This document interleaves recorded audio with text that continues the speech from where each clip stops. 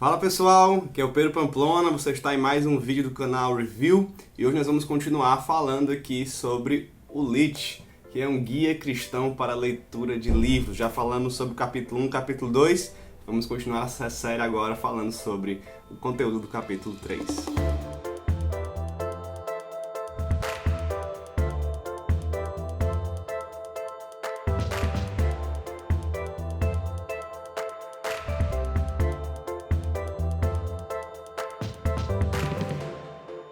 Muito bem, gente, antes de entrar no capítulo 3, vamos fazer uma rápida revisão aqui sobre o Lit. Capítulo 1, nós vimos qual é a pedra angular da nossa teologia literária.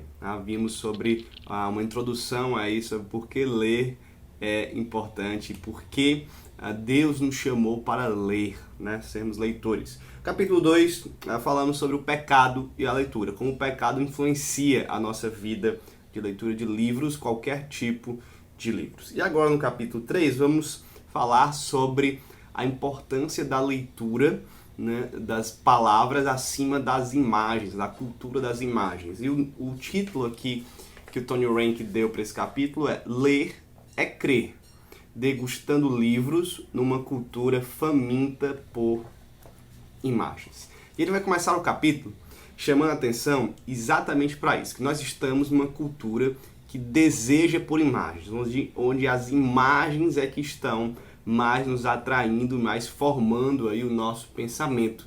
Ele dá o exemplo de um jornal, que por muito tempo foi notícias escritas em texto, linguagem mesmo escrita. E depois, com o passar do tempo, fotos foram sendo adicionadas, até nós chegarmos a um ponto em que havia muitas fotos, muitas imagens, e as pessoas não queriam mais um jornal com muitos textos, mas apenas imagens. E isso foi trazendo uma perca de conteúdo, né, para as notícias dos jornais. Por quê? Porque imagens não conseguem descrever tanto quanto textos. Esse é o ponto dele. A gente poderia discutir muito sobre isso. Eu sei que há imagens que valem demais, mas aqui eu tendo a concordar com ele que você não consegue numa imagem só talvez entender o que está acontecendo, aonde está acontecendo, quais são os detalhes do que está acontecendo, qual é o significado do que está acontecendo. Você pode ter uma imagem muito explicativa, mas você interpreta como você quiser, né? E no texto ajuda muito o nosso entendimento das imagens. Então a gente está falando sobre essa cultura que hoje, né, tem dado muito mais valor a vídeos, a filmes, a fotos do que ao livro escrito, às coisas escritas, né, os textos. E isso se torna então um problema. Nós temos deixado de ler para assistir televisão, para assistir Netflix, para ver vídeos no YouTube. E isso parece um tanto quanto preconceituoso. Mas isso também é conteúdo, isso também edifica e tal.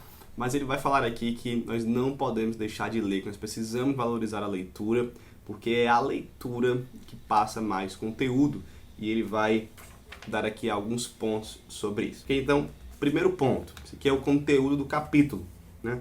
A linguagem captura melhor o significado das realidades visíveis, né? Aqui ele vai usar um exemplo de um terremoto, ou um maremoto, alguma catástrofe, né? E se você ver uma foto de um terremoto qualquer, de uma catástrofe qualquer, você vai começar a entender aquela foto e aquele lugar ali de forma específica. Você vai se perguntar várias coisas: o que aconteceu, quando aconteceu, onde é isso, né? O que foi que causou essa destruição? Porque uma foto só, né, ou até mesmo um vídeo daquele local não te traz tantas informações. E ele vai argumentar que você precisa de uma legenda, você precisa de um texto explicando, de uma notícia em texto explicando onde aquilo foi, por que a pessoa da foto está chorando, quem são as pessoas da foto, né, quando isso aconteceu, o que causou tudo isso, que estruturas são aquelas, como elas ruíram, né? Você então tem uma explicação. As palavras, o texto escrito consegue captar melhor a realidade visível. Isso também é verdade no ponto 2 para as realidades invisíveis. E aqui eu concordo ainda mais com ele. Quando nós temos um Deus invisível, promessas invisíveis, né? A promessa de um futuro que ainda nós não vemos, como há muito do evangelho nisso, nessas coisas, nós precisamos da linguagem. Então a linguagem comunica melhor as coisas invisíveis, né? É muito difícil você pegar algo como Deus, como a promessa de uma vida eterna, novos céus, nova terra, várias coisas das escrituras, fé, o que é fé, e você traduzir isso em imagens. Então é muito complicado vários conceitos bíblicos serem traduzidos em imagens. Então nós precisamos da palavra escrita para traduzir isso, né? Para nos melhor informar sobre essas coisas, melhor dar, né, conteúdo sobre essas coisas invisíveis, né? Você percebe isso lendo um livro que virou filme, né? Isso é muito fácil de perceber. Por exemplo, pegue qualquer grande filme aí que foi um livro, né? Senhor dos Anéis, Jurassic Park, Harry Potter, esses grandes filmes. Você vai perceber que no livro há muito mais informação, há muito mais possibilidade da sua imaginação, os personagens são tratados com mais profundidade, as ideias da história, as próprias histórias, os locais da história são melhores descritos. Você tem, por exemplo, uma Terra-média muito mais detalhada nos livros do que nos filmes do Senhor dos Anéis. Você tem personagens muito melhor trabalhados no livro do Jurassic Park do que nos filmes do Jurassic Park. Inclusive os dinossauros, descrições dos dinossauros. Você tem todo um detalhe de histórias, né, muito melhor contada nas Crônicas de Nárnia, nos livros, do que nos filmes. Por quê? Porque a linguagem permite isso, porque o texto escrito, né, permite isso. Ele traduz melhor tanto as realidades visíveis quanto as realidades invisíveis. Então a leitura continua sendo muito importante. O terceiro ponto é que a linguagem informa melhor acerca da nossa esperança eterna. Já comecei a tocar nesse ponto aqui. Se é algo no futuro, se é algo ainda invisível para nós não temos como ter imagens disso. E aí ele vai colocar essa ideia aqui no texto, que essa esperança ela é melhor descrita por palavras, e as palavras melhor alimentam a nossa fé e a nossa esperança. Ele vai colocar isso aqui, e isso é meio óbvio também, né? Talvez ver a foto de uma imaginação do que seria o céu, do que seria o novo céu, a nova terra, a volta de Cristo, ou talvez até um vídeo sobre isso, né? Não consegue captar tão bem quanto o texto consegue. E o quarto ponto é que a linguagem torna a nossa cosmovisão possível.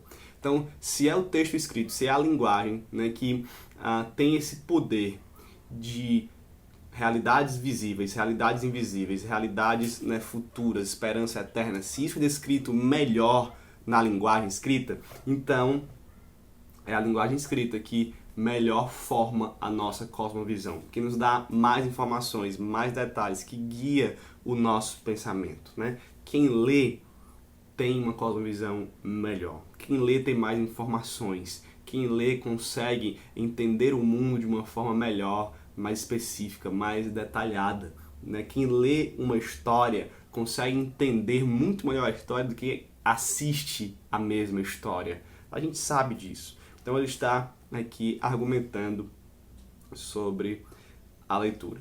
E o ponto dele, nesse capítulo, é o seguinte: como um povo centrado na palavra, precisamos aprender a prezar a linguagem em um mundo dominado pelo que é visual. Se nossos corações priorizarem as imagens sobre a linguagem, nossa fome por livros sofrerá erosão. Então nós somos um povo do livro. E se começamos a valorizar imagens, vamos esquecer a Bíblia e vamos esquecer os outros livros nas nossas vidas, né? Deus se revelou pelo texto escrito, se revelou em Jesus Cristo, uma imagem visível, mas essa imagem hoje está no texto escrito sobre Jesus, tá? E é muito interessante como ele coloca aqui no final uma dose de esperança, né, sobre imagem e escrito. Ele diz assim: naquele dia glorioso, quando veremos Jesus, nossa fé temporária em Jesus será substituída pela a eterna alegria da visão de Jesus. O que lemos a respeito de Deus será reconciliado com aquilo que veremos de Deus. Mas precisamos esperar por aquele dia. Ainda não vivemos na era do olhar, vivemos na era do ouvir, na era da revelação, das promessas e dos livros. Então, preste atenção nisso aqui.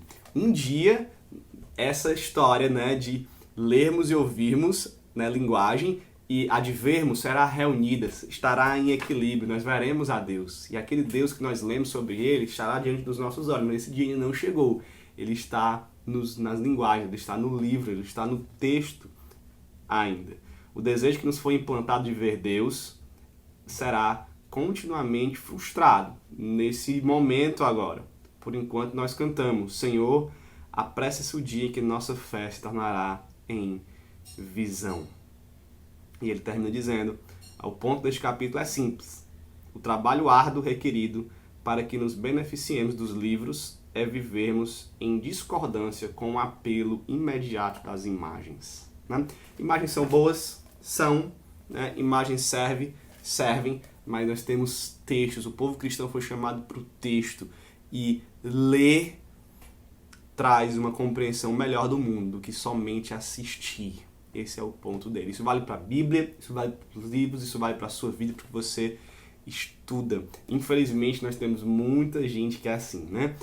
Eu assisto filme, mas eu não consigo ler, né? Se o professor gravasse um vídeo falando, né, seria melhor do que ler um livro. Se a gente tivesse uma animação aqui explicando isso, seria muito melhor do que ler essas coisas.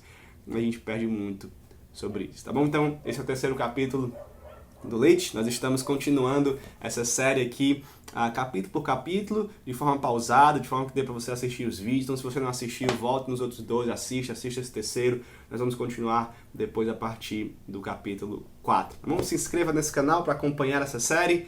Comente aqui o que você está achando do livro, o que você está achando desses vídeos. Vamos trocar ideias aqui sobre essa questão de leitura, teologia, livros, Bíblia, vida cristã, cosmovisão cristã. Tá bom? Eu espero você no próximo vídeo, então, e um grande abraço, que Deus te abençoe.